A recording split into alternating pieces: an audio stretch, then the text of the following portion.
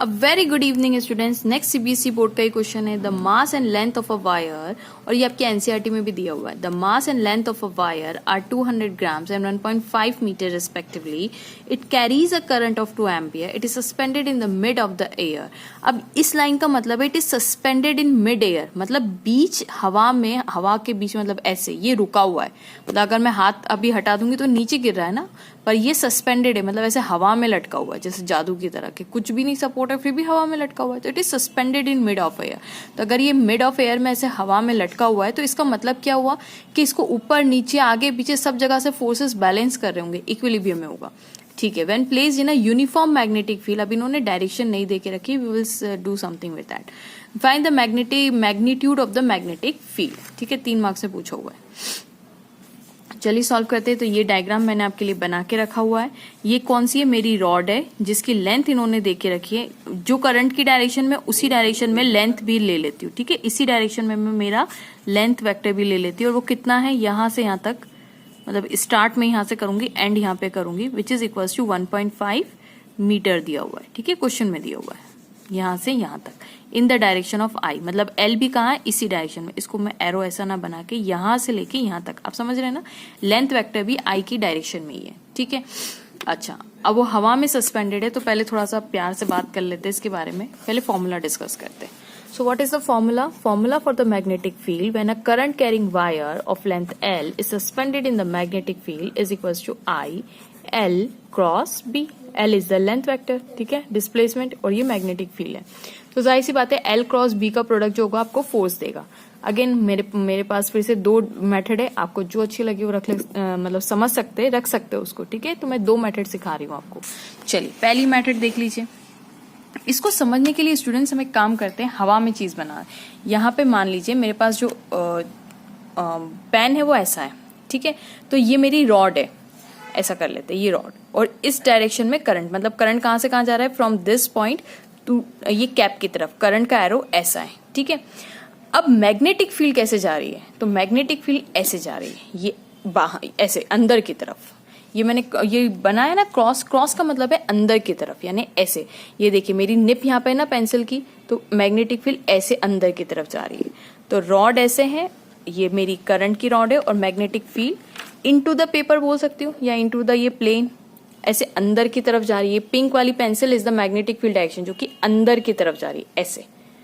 ठीक है, तो अब हम देखेंगे L क्रॉस B। तो देखिए L ऐसा है, L ऐसा क्योंकि मेरा पेन ऐसा था, और मैग्नेटिक फील्ड अंदर की तरफ ऐसे जा रही है, इनटू अब यहाँ पे मैं इनटू द पेपर बोलूंगी, यहाँ पे मैं इनटू ऐसे प्लेन पे बोलूंगी। ठीक है, तो L, ये L, और B अंदर की तरफ, तो L क्रॉस B, L ऐसा, L ऐसा पेन की डायरेक्शन में, L पेन की डायरेक्शन में L, और B अंदर की तरफ है, तो L क्रॉस B, मतलब फोर्स अपवर्ड लग रहा है, किसका, मैग्नेटिक फील्ड का। अरे भाई इससे मैग्नेटिक फील्ड का ही फोर्स निकलेगा ना, तो L क्रॉस B।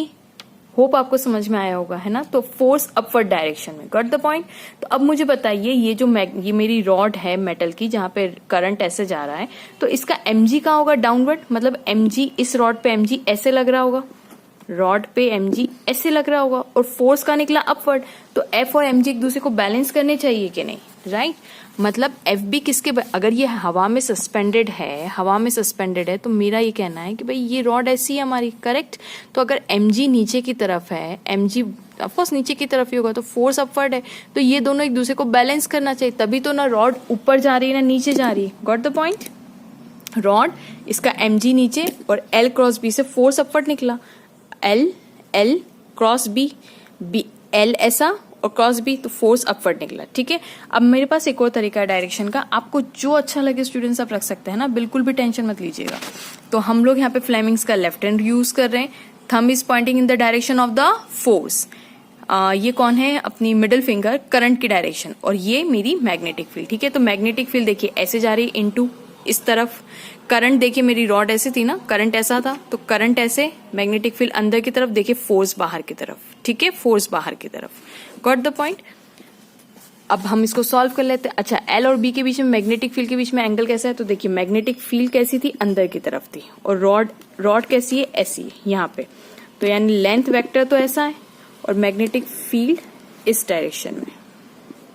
इस डायरेक्शन में, और ये देखिए ये रॉड ऐसी। तो देखिए इनके ये मैग्नेटिक फील्ड, इनके बीच में एंगल कितना बन रहा है 90 डिग्री, ठीक है।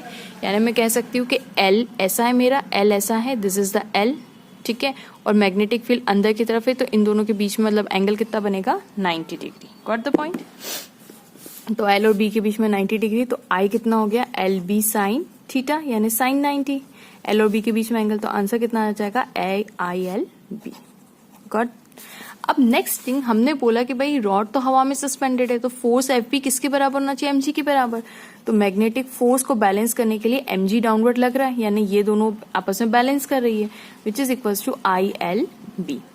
अच्छा स्टूडेंट्स, अगर आपको ये प्रॉब्लम जा रही है कि एग्जाम में थोड़ा मैम समझ में नहीं आएगा हम कहाँ हवा में काम करेंगे, तो देखिए कॉपी में भी अगर आप करेंगे ना तो भी आपका आंसर वही आएगा। देखिए ये रॉड है, ये रॉड की लेंथ ऐसी, ये फिंगर्स देखिए L क्रॉस B करना है ना, मैं L क्रॉस B, तो ये L और मैग्नेटिक फील्ड अंदर की तरफ, तो देखिए फोर्स ऐसा जा रहा है अपवर्ड। तो फोर्स कैसा जा रहा है यहाँ पे अपवर्ड, फोर्स अपवर्ड। कौन सा फोर्स, मैग्नेटिक फोर्स है ये, ठीक है।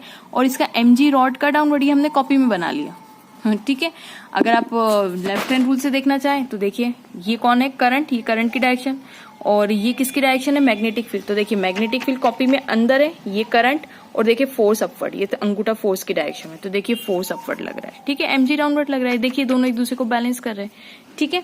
अब वो कॉपी में मैंने इसलिए ये नहीं बताया था क्योंकि वो हवा में इजीली समझ में आता है कि हाँ mg ऐसा लग रहा है, हमें ऐसे वाले की आदत है। बॉल ड्रॉप्स तो हम डायरेक्टली हम समझते कि ऐसे ड्रॉप हुई, तो इसलिए मैंने ऐसे बताया था, ठीक है।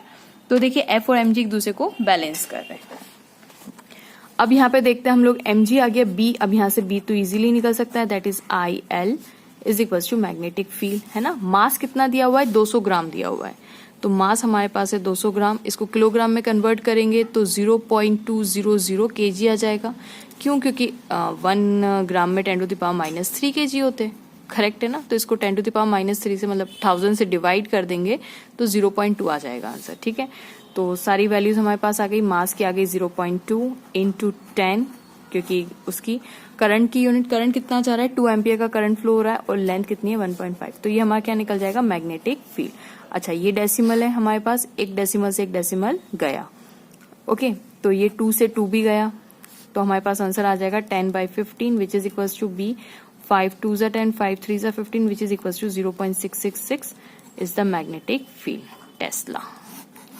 So hope students आपको solution पसंद आया होगा, समझ में आएगा। Please don't forget to like, subscribe and share my channel. Thank you so much for watching.